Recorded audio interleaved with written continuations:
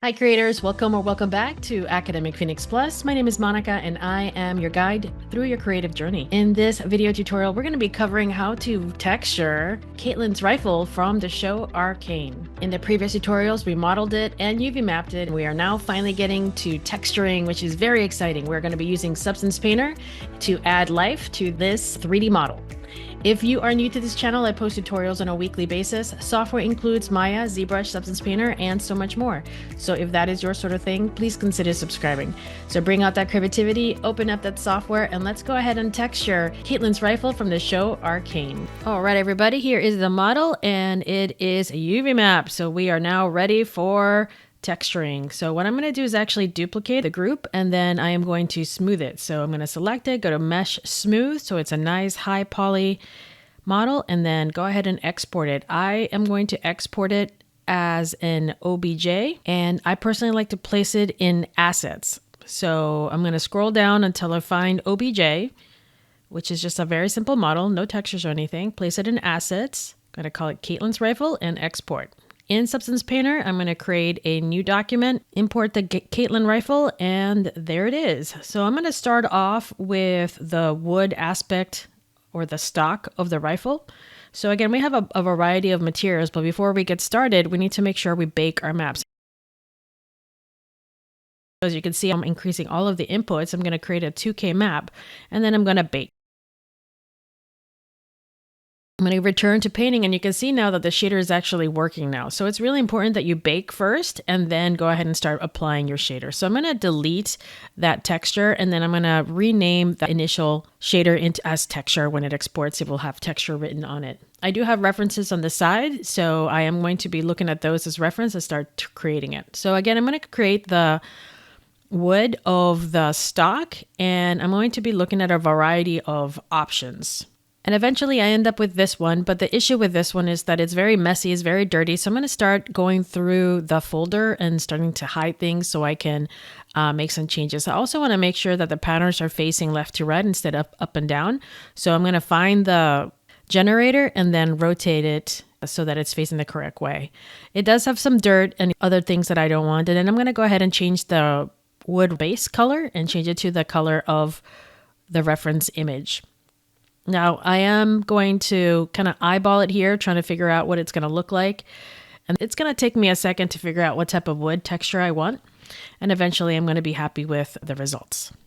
I don't need it to be as bumpy because I really feel that it is a little too strong. According to the reference image, the stock is actually pretty flat. So I'm trying to figure out where the height is and then I'm going to be reducing the height. I'm also trying to get a better color because I feel like it's almost like a cherry wood. And I'm also going to start deleting some of the unnecessary shaders because I'm not going to be using a lot of it. Eventually, I'm going to be happy with the color and then I'm going to add a black mask. I'm going to right click and add a black mask to the folder. And then I'm going to grab the selection tool and grab the model, which is the stock of the rifle. And now we have the texture. Next, I'm going to grab silver and see if this is appropriate. I really like it, except I feel like it needs to be a little bit more in the bluish tones, bluish purple tones. And this is going to be the metallic part of it. So again, I'm going to add a black mask. I'm going to grab the selection tool and also select model. So you can select on faces, models, or UVs. And in this case, I'm going to go ahead and select the model so that it's a really quick way to add texture. Now I'm going to notice that in the reference image, there is a purple aspect of it. Like there's purple metal and then there's also silver metal, which I'm going to start working on as well. But in this case, this one's a little bit more in the blue tones. And then eventually I'm going to go ahead and change it into the more purple tones. So again, you can select faces or you can select UVs. In this case, I grabbed the UVs and selected the butt of the stock. And that's a nice thing about making sure that your UVs are split is so that you can grab UVs really quickly and basically plan a little bit ahead.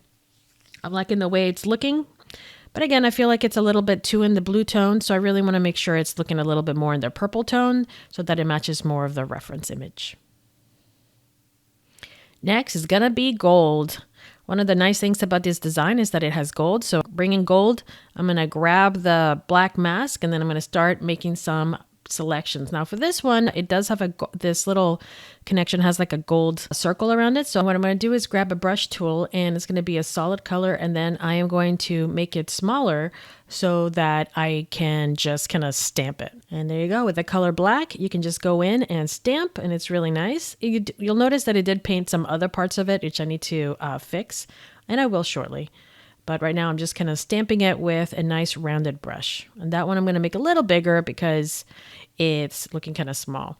So now I'm just going to look for the other pieces, and I'm going to go ahead and again stamp it and just make some nice little designs. And that one's I'm going to fully color. But again, you can notice that because I'm painting it, somehow the color is leaking into the other model.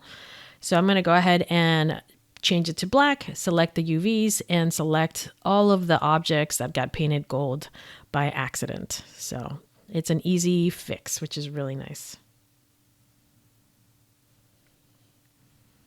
Now the trigger does have gold, so I'm going to go ahead and select the UVs of the trigger, and now the trigger is gold. There is a little point right there at the base of the trigger guard, so I'm going to go ahead and grab a brush and also just do a tiny little dot. I noticed it in the reference image. It's not a big deal. I'm also going to turn on symmetry, but you can notice that the symmetry is incorrect, so I have to change it in the settings to make sure it's Y, and then whatever I do to the left side will happen to the right side. Now these little guys also have these really interesting designs, so I'm going to be using a brush, holding down Shift to make straight lines, and just basically following the UVs. Now again, it's leaking a little bit around the edges, so I'm going to go back and do the same thing. I'm going to paint out the UVs from other pieces, but right now I'm just going to go ahead and manually paint them in, because sometimes painting it in is just more fun than selecting faces. Now that I have this design, the next part is going to be the inside of the triangle, which I'm going to create by holding down Shift and making my brush smaller. I'm just going to go ahead and create these designs. Now, to be fair, I probably could have gone into Photoshop and painted some perfect little triangles, but I decided to just manually do it myself. It might not be perfect, but it works for this project. Now I'm going to grab a square brush. Make sure it's a square brush. Again, symmetry is active, and then I'm going to hold down Shift to create a design as in the reference image. And that one's a really easy one and really fun. The nice thing about Substance Painter is that if your UVs are a little bit crooked, like the one on mine, because you can do straight lines in Substance Painter, it will compensate for it. So it's great. Next is going to be the rifle itself. I'm going to add a cobalt damage and then create a black mask and make sure that I select the models using the color white. And then you can have this part here completed. Pretty easy. After that, I'm going to start doing the little designs.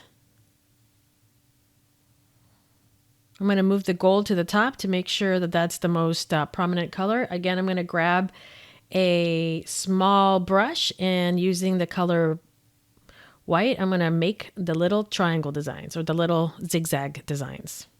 And again, since it's mirrored, whatever happens on the left side happens on the right side. These little details down here as well, I'm going to grab the polyfill, and I'm going to grab the models. And it didn't work out so well, so instead I'm going to grab the faces instead, and now it's working a lot better. There it is, starting to come along. All right, let's add another aluminum. This time it's more of a brushed metal, and this is going to be the details on the edges of the rifle. I'm going to scroll through and find the base, and because I do want to add a little bit of color to it. Just a little bit of a hint of blue. Pure white is okay, but a little bit of color when the light hits it is going to make it feel a little bit better. Right click, add that black mask, and now we are ready to start adding the silver designs.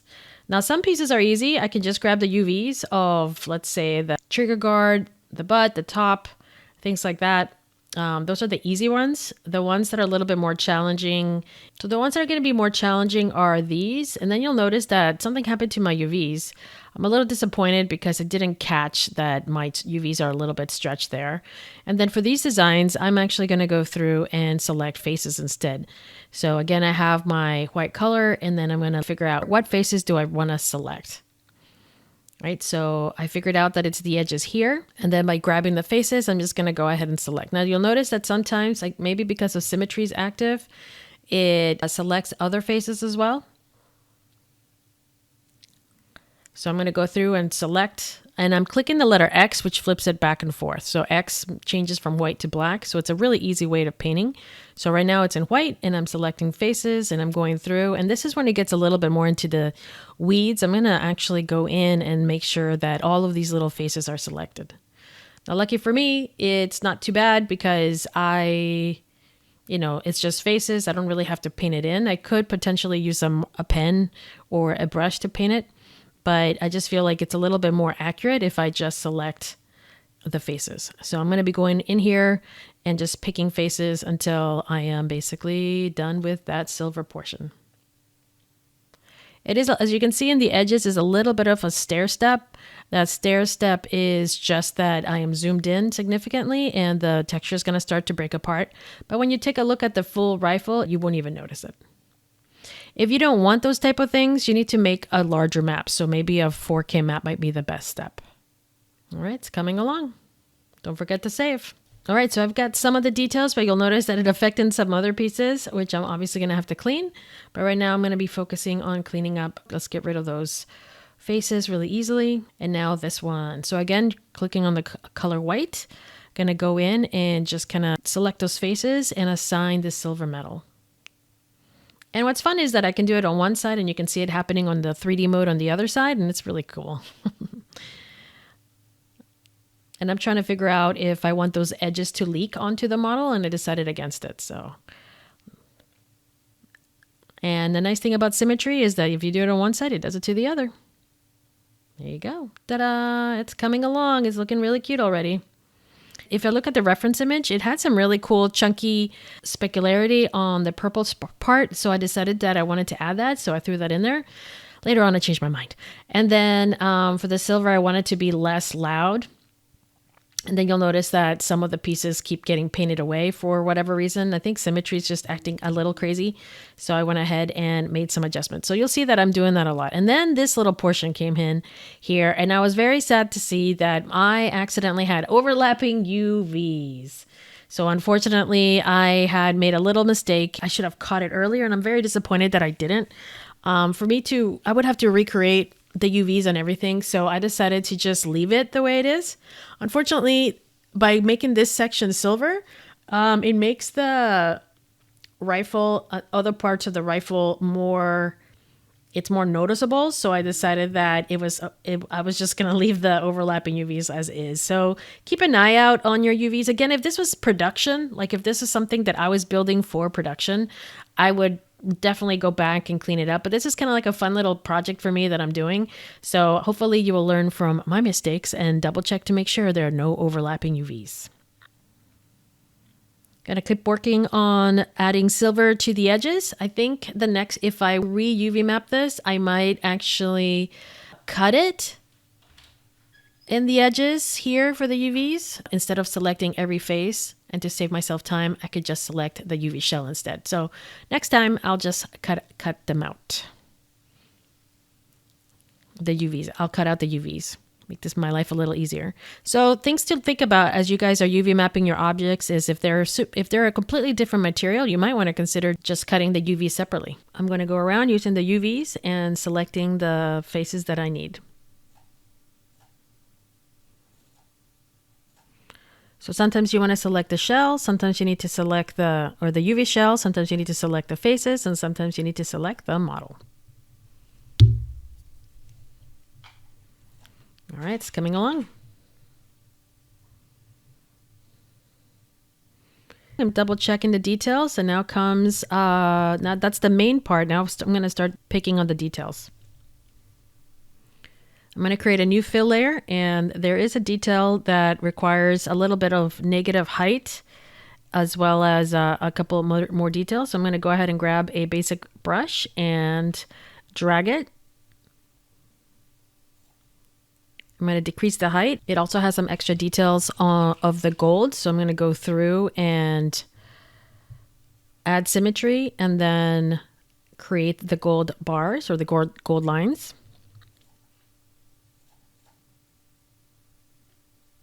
And it should affect the other side, which is great.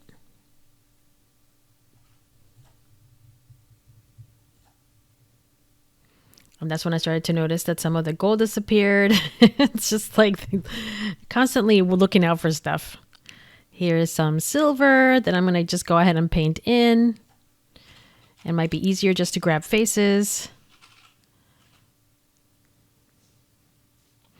And then I noticed that it was kind of painted a little odd. There was a little bit of artifacting. So I went ahead and found out the silver armor seems to be affecting the color below it. So I went ahead and make sure everything was painted purple. And then that way, when I paint these again for like the third or fourth time, it's going to look a lot better. All right, going back to these details. This area has an outline of gold and then the rest of it is silver. So I'm going to go in and do a basic outline and then grab a larger brush and start painting it in. Now my bad, I didn't turn on symmetry, so I'm going to have to manually paint this in as well, and that's okay. I also noticed that there's a little, I forgot to put the other side, so I'm going to go through and paint in that crevice there. The tricky part was finding the right brush, the right length, and things like that, and that's what happens when you don't turn on symmetry. So there's some pros and cons with the symmetry. Once I get that, it's looking really cute. It's looking really good. So I decided that in the reference image, this part over here was made out of gold. So I went ahead, and that's when I found out some other issues in the UVs. For whatever reason, these were not attached to the purple section and became part of the gold, and therefore is stretching. So you can see that there's dramatic stretching here, which is affecting the gold. So I went through and tried my best to make sure that it was as purple as possible by removing some of those colors. So again, this could have been easily prevented if I had cut it better. And also if I had laid it out better. So again, learn from my mistakes. I'm going to do the best that I can with what I have, but if this was production quality, I would definitely fix that. All right, it's coming along. It's looking really nice. Let's keep adding more details. So in the reference image, there is a logo. So I created a black and white alpha earlier, and I'm going to be using that for the gold. So I'm going to use a brush. I'm going to drag it as an alpha, and then I'm going to make it the correct size by clicking on the brackets. I'm going to duplicate this one because I do want it to rise. I'm going to clear the black mask, and then I'm going to stamp the top of it. So again, I like the height, to use the height so that I can make it stand out a little bit. So that was a really easy way. As long as you have a black and white map, you can do anything. Now for the aluminum, I'm going to do something very similar. There's another logo as well, so I'm going to duplicate it. I'm going to clear the black mask, and then I'm going to turn on symmetry and bring in another alpha. And this one is the one that is from the rifle. So I'm going to make it a nice size. I'm going to stamp it. Then I realized that it's got a little edge there, which I thought was interesting. So I'm going to remove the alpha and go back to the default by double clicking on the alpha brush or the brush, and then painting that out with black. So easy fix. Again, I'm going to go back, go to the aluminum base, and then increase the height as much as I can. So that's how you quickly create a silver logo. So alphas are your friends. I'm going to look at 3D mode and see if I can see any details that I might have missed. I think it's really coming along. It's looking really nice. Of course, once you get into a Maya render, we'll see how that looks as well. But right now, I'm very happy with what the look in. And then I realized that I missed an important detail, which is at the bottom of the rifle, there is kind of like a leather. So I'm going to grab a leather and just start designing the bottom. Again, I like to explore different leathers to see which one's the best fit. And then I'm going to go from there. I like the leather stylized, and I'm going to make it a little bit more red so that it matches the other red aspect of the rifle, which is the wood. And then I'm going to go through and add the black mask. I'm going to go back to the 3D, 2D and find where the leather is being affected. Grab the selection tool and then make sure that it's white. And then you can see that I have to grab faces first. And then now I know exactly where it is, which I find it a lot easier to texture using the UVs versus painting it on. So everything's going to be a little bit different. Sometimes it's easier to texture using the 3D model, and other times it's easier to texture it using the UVs. Kind of tweak that color to match a little bit more of the wood. And now I have this. Next, I'm going to be adding a separate layer with just a height map. Going to make sure the height map is in a -1 so that it digs in. And then I'm going to be grabbing a brush and painting on it. Now, don't forget to add a black mask, and then you can start painting the designs. Again, hold down Shift. And this one was a bit of a challenge because the UVs were not in the best place. So I had to kind of figure out, and there was a lot of noise, but eventually I get the design that I want. So just finding the right camera angle and just kind of going in and creating a zigzag line, which thanks to mirroring, it actually affects the other side as well. And then I go in and clean it up. Once I'm okay with the design, I added the color, and then I decided to make it like a really dark color to emphasize that this is embedded in. And now I have that design. Now, again, it's a little noisy. It's not the best thing I've ever done in my life, but the idea is that there's so much information going on that no one's really going to notice. And again, this isn't production value. This is like fun. I'm doing this for fun. So I'm not getting paid to do it. I'm just doing it because I love Arcane and I am a big fan of their designs. So I just wanted to create something fun. So again, I'm not going to put too much worry and pain into it because this is more like a fan art than it is production. But if you are doing production quality, I highly encourage you to make sure that everything looks really good as best as possible. I've cleaned up some of the edgings to make sure that it looks nice and clean. Sometimes I had to remove some, sometimes I added it. Again, I still do want to make it look nice, but I didn't stress too much about it. From far away, I think it works. There you go. There is the rifle. Very exciting. And with Substance Painter, really easy. It's awesome. Look at that. How cool is that? Just double checking to make sure everything's looking good. And now we're ready. Let's go to File, Export Textures. Make sure you place it somewhere that you can find it. I'm going to put it in my source images, which is where Maya looks for its textures. So source images, select the folder. Scroll down through your output templates and choose Arnold. I do not have anything glowing and I don't plan to do displacement, so I'm going to turn those off and export. It takes 5 seconds, and then I'm going to use the plugin in Maya for Substance Painter. If you don't see it, go to Windows, Plugin Manager, type in Substance, and then you'll be able to bring out the Substance apply workflow. Select your maps. Again, they're going to be found in source images. Select them all, apply, and it creates an AI standard surface shader. Then you have to assign it, add a light, Arnold Lights Physical Sky, and then we have the Caitlyn weapon. So I'm going to take a look at it, and I like the way it looks, but I'm not too happy with the way the texture is on the purple aspect of it. So I decided to remove it. So again, I think it looks good, but the highlight's just distracting. I also wanted to add some AI lighting. Instead of using physical sky, just use a dome. You can use an HDRI lighting. There is, I have a whole folder of them. So I like to kind of explore how it looks like. I also like to turn off the camera. So go to the light, turn off camera to 0 so the background's less distracting, and therefore you can just focus on the rendering.